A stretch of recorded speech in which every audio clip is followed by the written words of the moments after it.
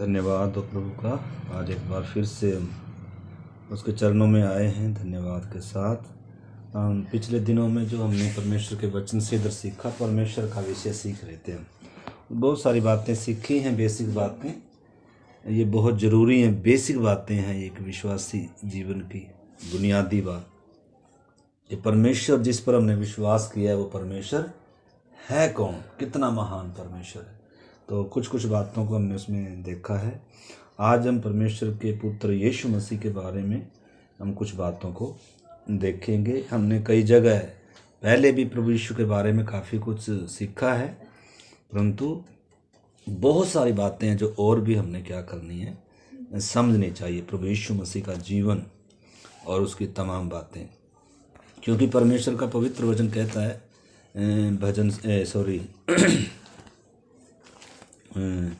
यूहन्ना अगर 17 अध्याय और उसका 1 से 3 तक हम पढ़ेंगे तो उसमें लिखा है, यूहन्ना 17 का 3 से 1 तक प्रभु यीशु मसीह क्या कह रहा है, उसकी प्रार्थना क्या है।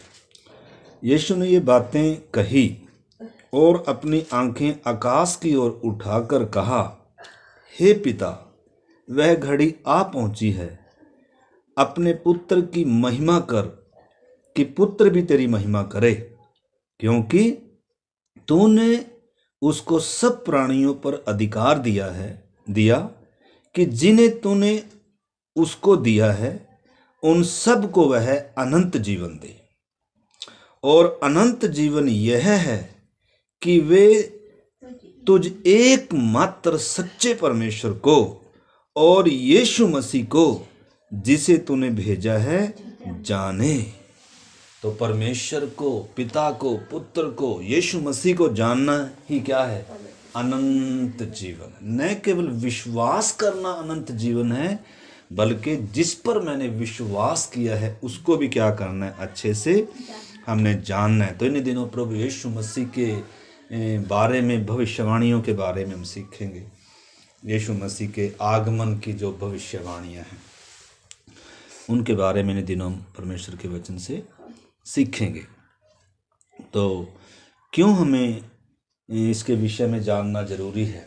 आपको मालूम है जगत में सबसे बड़े अपराधी के रूप में यीशु मसीह को नंगा 3 किलों पर क्रूस पर लटकाया गया। लेकिन जब तक कोई भी व्यक्ति इस यीशु मसीह को अपने व्यक्तिगत जीवन का प्रभु और उद्धारकर्ता स्वीकार नहीं करता, तब तक वो नाश होने से क्या नहीं हो सकता, बच नहीं सकता है। आकाश के नीचे, पृथ्वी के ऊपर मनुष्यों में और कोई नाम नहीं दिया गया जिसके द्वारा क्या हो सके, उद्धार हो सके। प्रेरितों के काम 4:12 कहता है।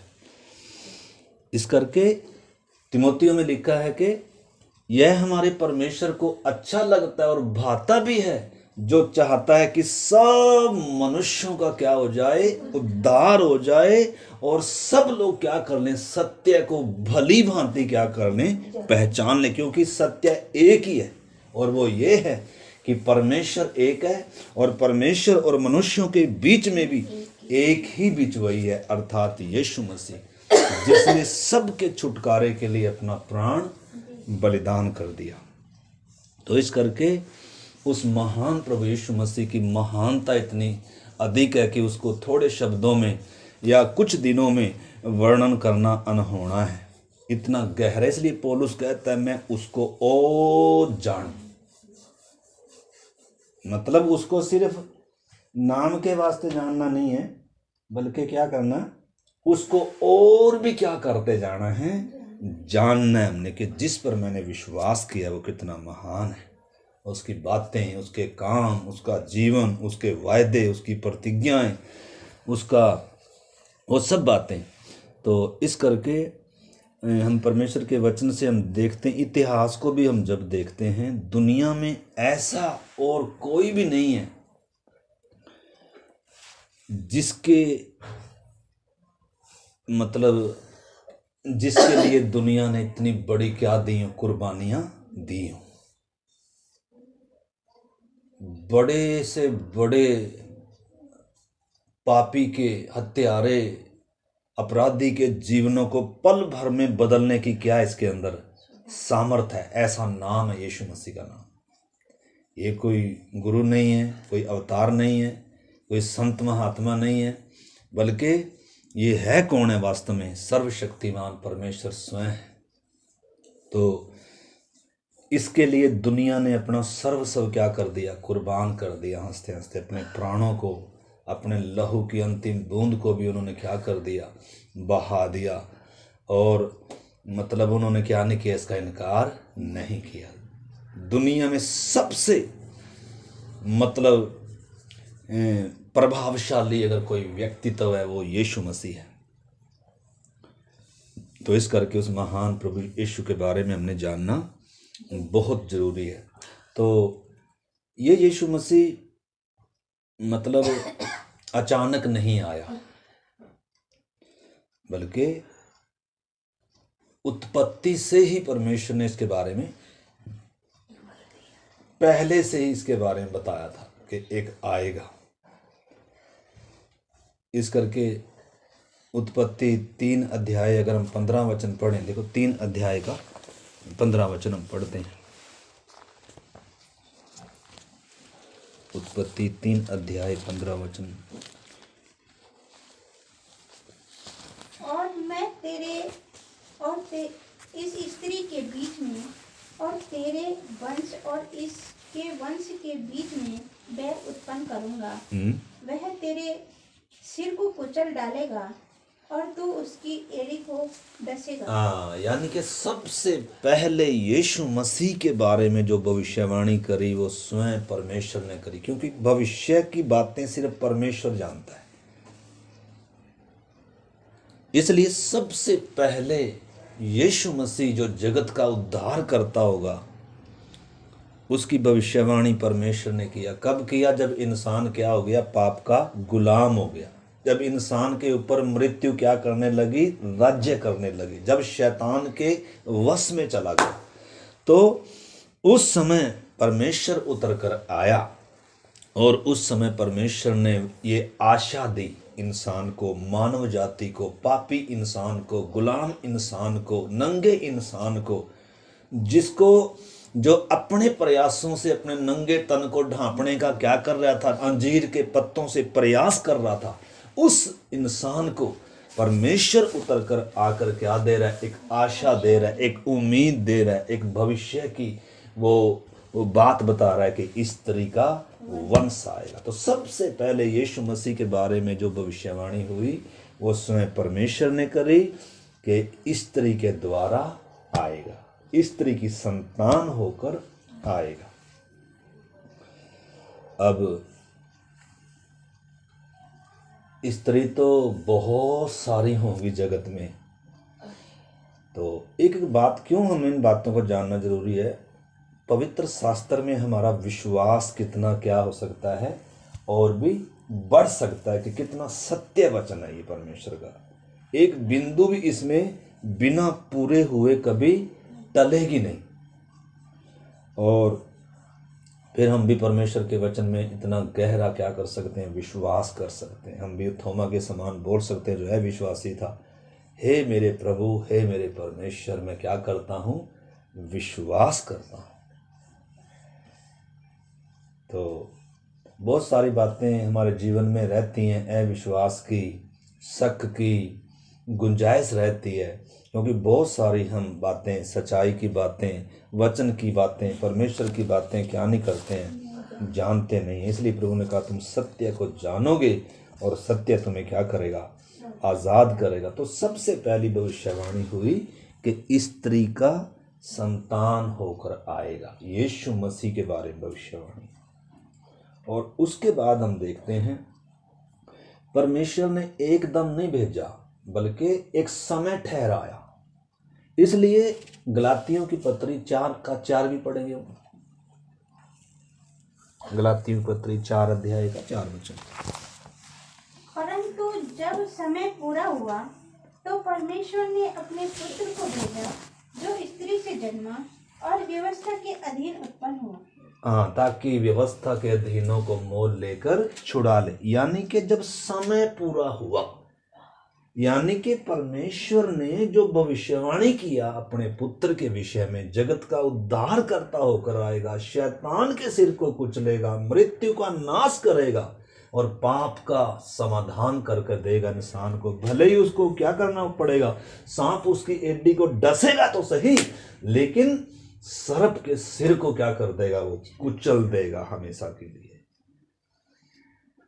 इस करके परमेश्वर क्या करता है, अपनी योजना के तहत काम कर रहा। अचानक से नहीं आया यीशु मसीह, बल्कि परमेश्वर की योजना में था। परमेश्वर ब्लूप्रिंट तैयार करता है, मतलब, और थोड़ा थोड़ा कर कर क्या करता है, फिर उसको प्रकट करके देता है। पहले से बता देता है मैं ऐसा करूंगा, क्योंकि परमेश्वर भविष्य जानता है। इंसान ने पाप कर कर सोचा कि मैं बहुत परमेश्वर के समान हो सकता हूं, कर कर इस सोच से खाया था इंसान ने। लेकिन इंसान की पाप के कारण जो सी दशा होगी, इंसान नहीं जानता था, लेकिन परमेश्वर जानता था। इसलिए परमेश्वर ने कहा, परंतु समय जब पूरा हुआ तब परमेश्वर ने अपने प्रिय पुत्र को भेजा, स्त्री के द्वारा जो उत्पन्न हुआ। तो आगे जब परमेश्वर अपने प्रोग्राम को कैसे बढ़ाया,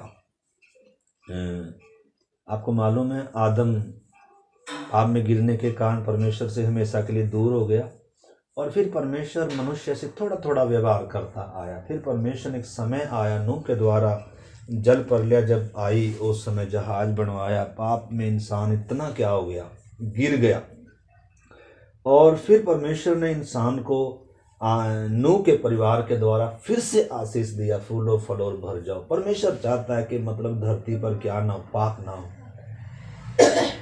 लेकिन पाप का समाधान इतना आसान नहीं था। नूह के द्वारा, नूह के परिवारों के द्वारा मानव जाति बढ़ तो गई, लेकिन पाप का समाधान नहीं हुआ।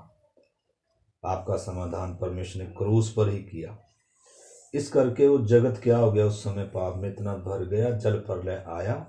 और फिर परमेश्वर ने जब उनको कहा था कि फूलो फलो पृथ्वी पर भर जाओ, और उस समय इंसान क्या करने लगे, फिर से परमेश्वर के विरोध में बलवा किया, गुम्मट बनाया। फिर परमेश्वर ने गड़बड़ी डाल दिया, पूरी पृथ्वी पर फैला दिया। और फिर परमेश्वर ने क्या किया, अपने प्रोग्राम को कैसे आगे बढ़ाया। परमेश्वर को मानव जाति के उद्धार की क्या थी, चिंता थी। वायदा किया, प्रतिज्ञा किया, स्त्री का वंश आएगा।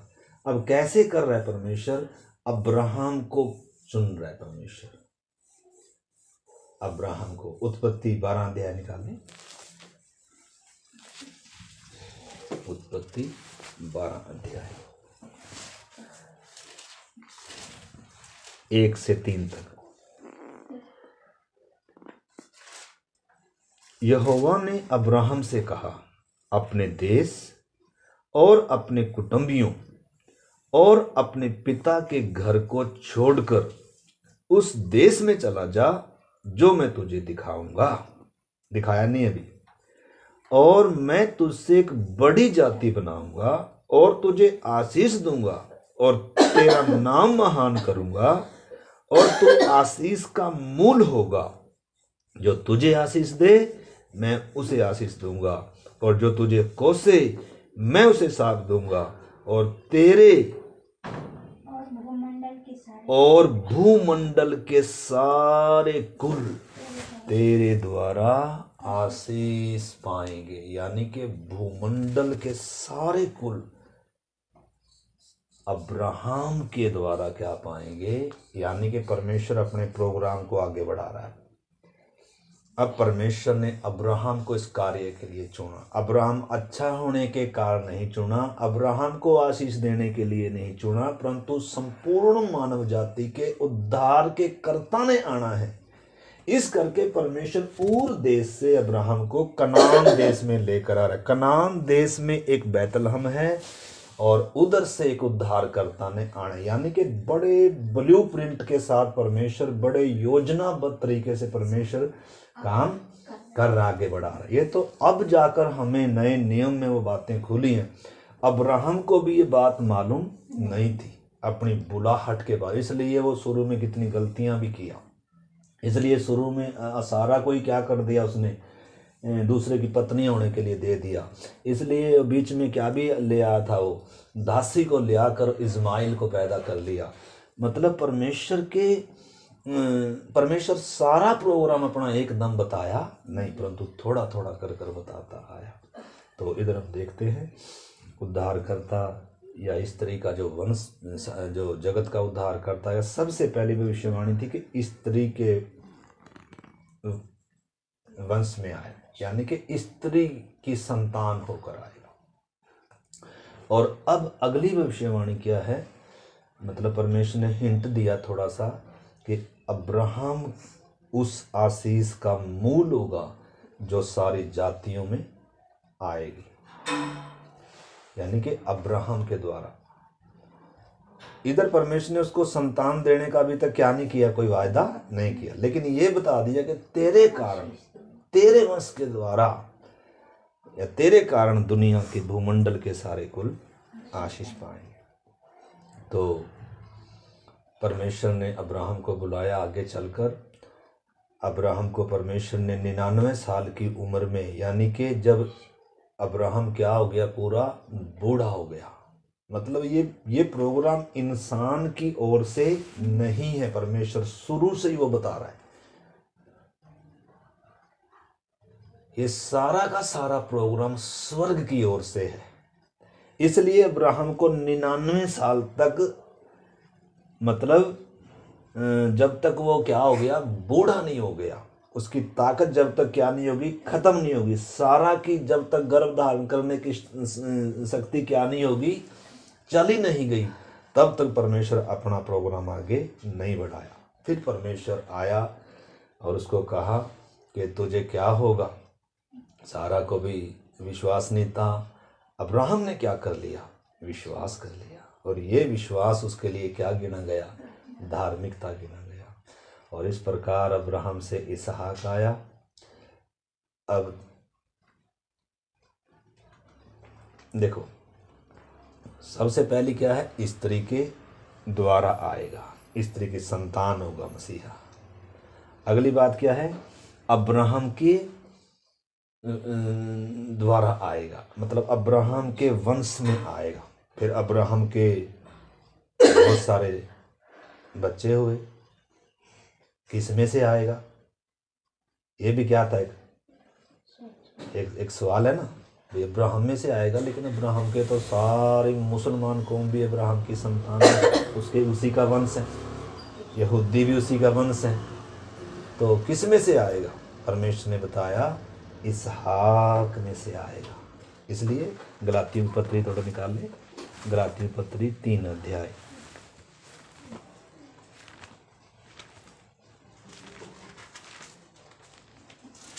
14।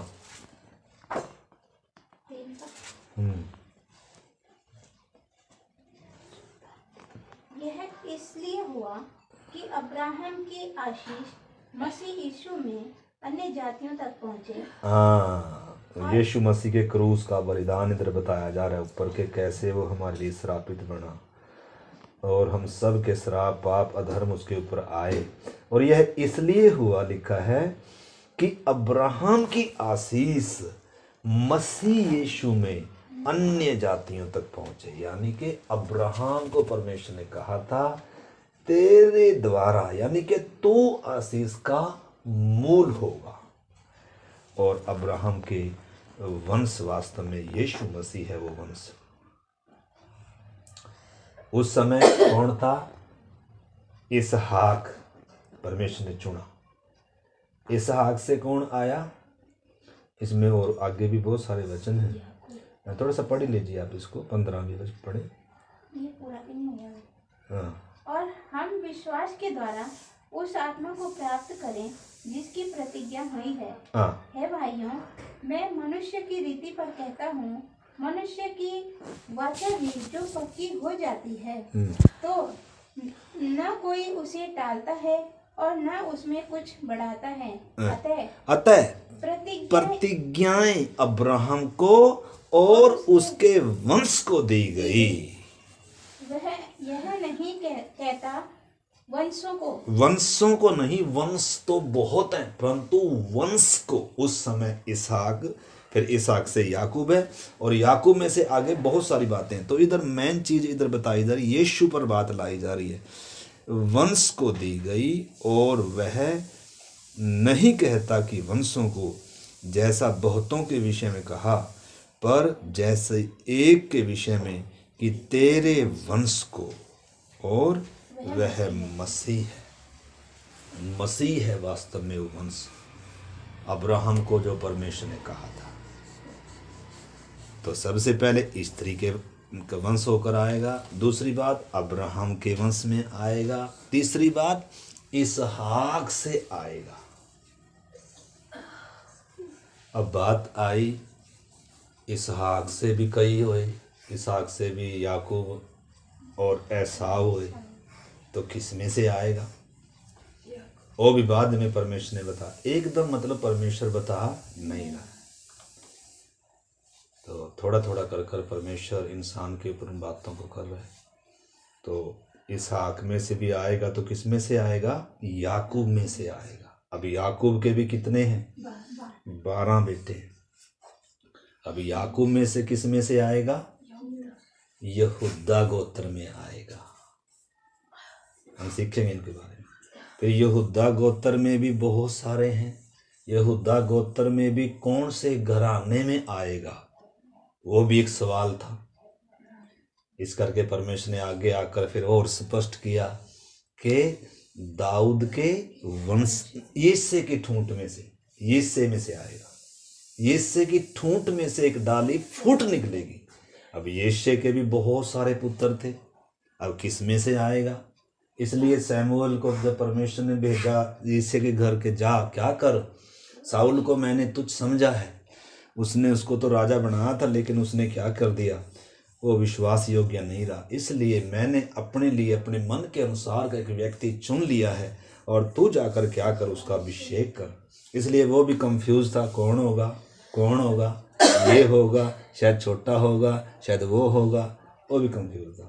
फिर परमेश्वर ने कहा, भाई मनुष्य का देखना और परमेश्वर का देखना एक समान नहीं है। मनुष्य बाहरी रूप देखता है, परंतु परमेश्वर मनुष्य के अंदर देखता है। तो इसलिए उधर फिर जिसकी कोई उम्मीद भी नहीं थी, जो छोटा था, जो बकरियां चरा रहा था, परमेश्वर ने कहा उसका क्या करना, अभिषेक करना। तो दाऊद में से आएगा।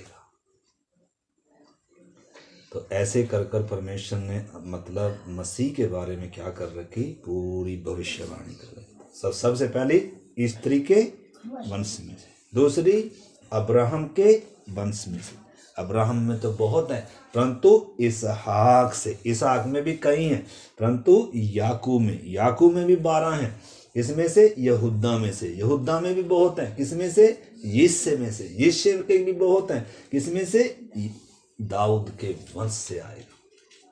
इस करके मत्ती जब अपनी किताब शुरू में नया नियम जब शुरू होता है, तो उधर साफ लिखा है, अब्राहम की संतान, दाऊद की संतान, यीशु मसीह की वंशावली।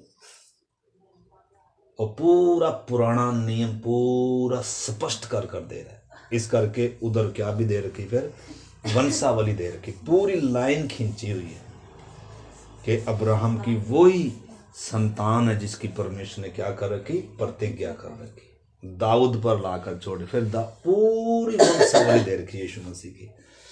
और उसके अलावा अब तो हमने ये उसकी एक साइड, दूसरी पूरा संसार है, कहाँ आएगा, परमेश्वर ने स्पष्ट बताया, बहुत सारे देश हैं, लेकिन किधर ही आएगा, इज़राइल में आएगा। अब इज़राइल में बहुत सारे गांव हैं, शहर हैं, अब कहाँ आएगा वो भी डाउट है। फिर वो भी परमेश्वर ने स्पष्ट किया, उसमें मीका में बताया परमेश्वर ने, हे बैतलहम, तो यहूदा के उन बड़े बड़ों में गिना नहीं जाता है, छोटा सा है मतलब, तो भी तुझ में से एक अधिपति निकलेगा। तुझ में से, यानी कि बैतलहम में आएगा। तो जगह भी बताई, और उसके बाद और बहुत सारी बातें हैं। उसके बाद प्रभु ने जगह भी बताई, देश बताया, गांव बताया, और उसके बाद क्या भी बताया परमेश्वर ने, समय भी बताया, किस समय आएगा। परमेश्वर ने बताया कि जब तक सीलो ना आए यहूदा में से राजदंड नहीं छूटेगा। मतलब वो समय बताया जब यहूदा में से, मतलब आखिरी राजा कौन था जो गुलामी में चला गया, मतलब समय बताया परमेश्वर ने पूरा। हम उसमें जाएंगे। पूरा समय भी बताया किस समय आए, उस समय मतलब इजराइल की दशा क्या होगी। और अगला और चिन्ह क्या दिया परमेश्वर ने, वो जब स्त्री का वंश आएगा जगत का उद्धार करता। देखो कितना स्पष्ट था, लेकिन तो भी इंसान क्या नहीं कर पाया, समझ नहीं पाया। चिन्ह भी दिया परमेश्वर ने। क्या चिन्ह दिया? चिन्ह परमेश्वर ने ये दिया कि उसके आगे एक अग्रदूत आएगा, उसका मार्ग तैयार होगा। मतलब पहले यशाया ने भविष्यवाणी किया कि जंगल में मैं एक पुकारने वाले का शब्द हूँ, जंगल में उसके लिए मार्ग तैयार कर उसने बताया। मैं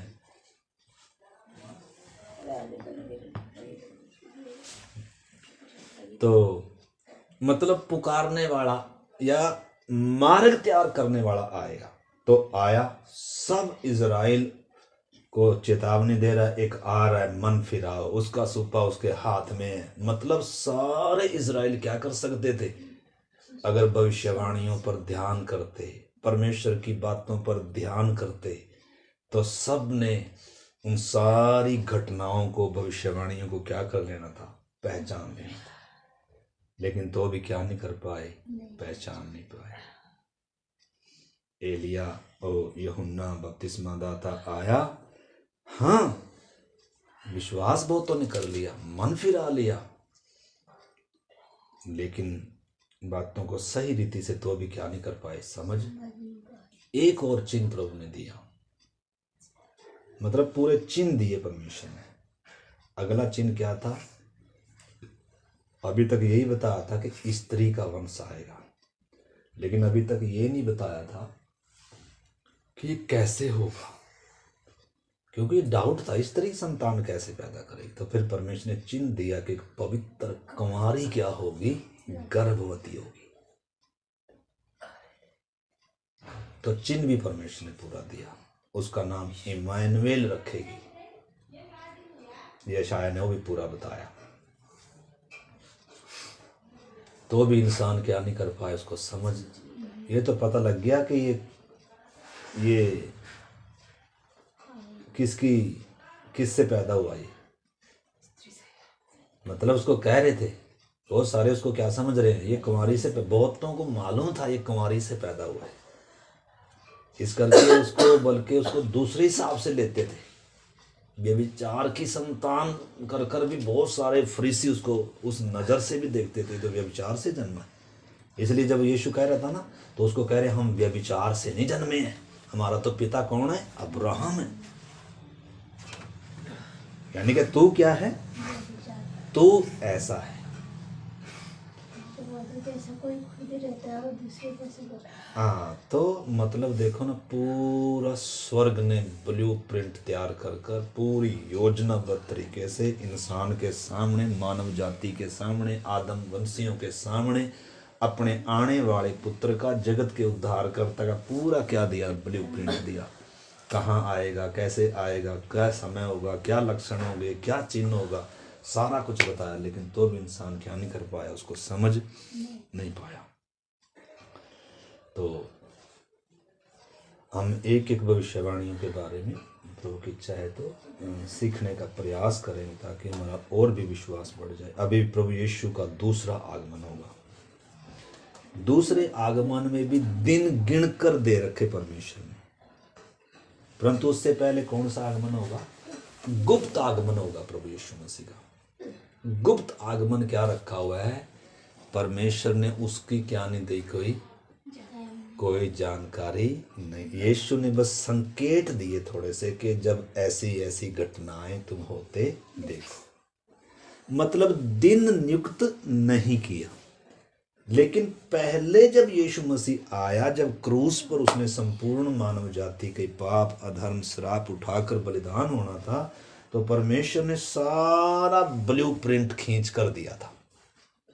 और गुप्त आगमन के बाद जब यीशु दूसरा आगमन प्रगट में आएगा, वो भी 7 साल का पूरा ब्लूप्रिंट पूरा दे रहे, एक एक दिन मतलब गिना हुआ है, दिन गिन कर दे रखे कब आएगा। तो परमेश्वर का वचन इतना सच्चा है, ठोस है। परंतु अभी जब हम प्रभु के आगमन की इंतजारी में हैं, अभी प्रभु ने अपना आगमन क्या रखा हुआ है, गुप्त में रखा हुआ है, कलीसिया के लिए। सब के लिए नहीं है ये, सिर्फ किसके लिए है, कलीसिया के लिए है। तो जो उसके आगमन के लिए तैयार होंगे वो उसके साथ उठाए जाएंगे। उसके बाद फिर गिने हुए दिन है।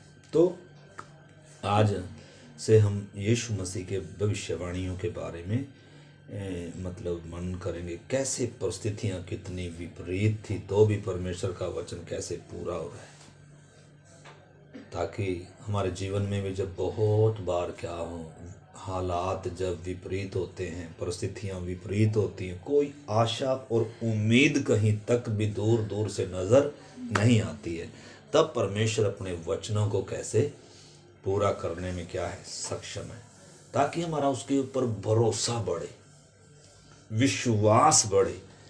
ठीक है ना। नहीं तो हम भी जब इजराइलियों को पीछे से फिरौन सेना समेत आ रहा है, आगे लाल समुद्र है, इजरायली क्या कर रहे थे, क्योंकि परमेश्वर को उस हिसाब से जानते नहीं थे जिस हिसाब से मूसा ही बोल पाया, खड़े खड़े परमेश्वर के उद्धार के काम को देखो।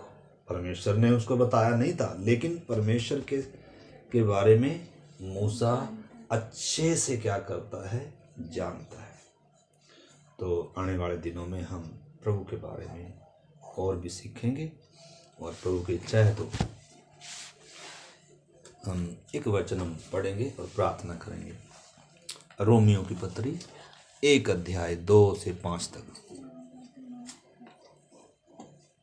जिसकी उसने पहले ही से अपने भविष्यद्वक्ताओं के द्वारा पवित्र शास्त्र में अपने पुत्र हमारे प्रभु यीशु मसीह के विषय में प्रतिज्ञा की थी, वह शरीर के भाव से तो दाऊद के वंश से उत्पन्न हुआ, और पवित्रता की आत्मा के भाव से मरे हुओं में से जी उठने के कारण सामर्थ्य के साथ परमेश्वर का पुत्र ठहरा है। उसके द्वारा हमें अनुग्रह और प्रेरिताई मिली कि उसके नाम के कारण सब जातियों के लोग विश्वास करके उसकी माने। आमीन। मतलब पौलुस बता रहा है यीशु मसीह के बारे में कि उस जिसकी उसने पहले से ही अपने भविष्यद्वक्ताओं के द्वारा पवित्र शास्त्र में क्या कर दी थी, भविष्यवाणी कर दी, पहले से ही बता दिया था।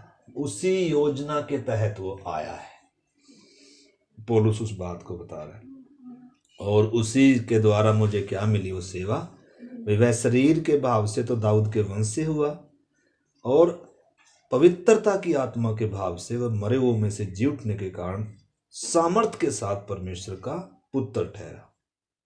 तो लिखा है, उसके द्वारा हमें अनुग्रह और प्रेरिताई मिली कि उसके नाम के कारण सब जातियों के लोग विश्वास कर कर उसकी माने।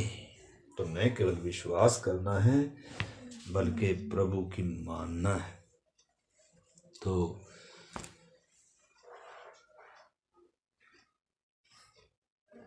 इधर जो बात ऊपर लिखी है, भविष्यद्वक्ताओं के द्वारा पवित्र शास्त्र में, मतलब सबसे पहली भविष्यवाणी हमने देखा परमेश्वर ने करी, और उसके बाद पवित्र आत्मा के उभारे जाकर नबी लोग क्या करते थे, वो भविष्यवाणी करते थे मसीहा के बारे में। परमेश्वर का संदेश देते थे मानव जाति को, इजराइल को आने वाली बातें बताते थे। हालांकि आज के भविष्यद्वक्ता तो क्या हैं बताते हैं बीजा लगने वाला है, खाते में पैसे आने वाले हैं, वो उधर बैठी बहन है उसके पेट में दर्द है, उसकी घर की समस्या, वो ऐसी भविष्यवाणी करते हैं या ऐसी वो क्या देखते हैं, वो दर्शन देखते हैं। तो ये क्या है, ये मतलब झूठी भविष्यवाणी है, झूठी आत्मा है। जैसे इजराइल में भी झूठे नबी होते आए, परंतु पतरस उस चीज को बता रहे हैं। एक पतरस पढ़कर फिर प्रार्थना करें। पहला पतरस 1 अध्याय का 20-21 वचन।